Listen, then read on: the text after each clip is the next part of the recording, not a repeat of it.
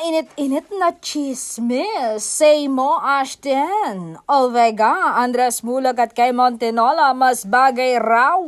Cited sa isang event na magkasama sina Andres Mulag at ang PBB Gen 11 finalist na si Kai Montenola. Marami ang nakapansin na may chemistry at bagay daw ang dalawa. Katunayan may Kibetzers na nagsasabing mas swak ang tambalan ng dalawa kaysa Ash Dress ni na Andres at ang love team partner nitong si Ashtin Olvega na magkasama nga sa seryeng Ang Mutya ng Section E. Ito nga ang mga hirit ng mga netizen. They are both visually appealing. Bagay aside from their face card, both are eloquent and smart. Di tulad nung isa na simpleng question, hindi ma-answer ng maayos. Mas okay to na walan ako ng gana sa current love team ni Andres at walang moral principle. Sorry, not sorry.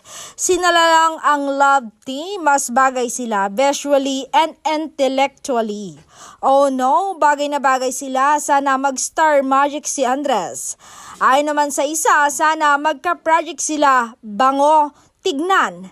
Bigyan nyo ng project tong dalawang to. Grabe bagay. Sige nga, wanna watch them together, LFG. Hirit pa nga ng iba, yan ang bagay. Mas bagay kaysa kay Ashtin. Very, sana maulit muli. Kurod, Aga Mulak and Lea Salonga. Hala bagay, pwede. Paano na si Ashtin Olvega?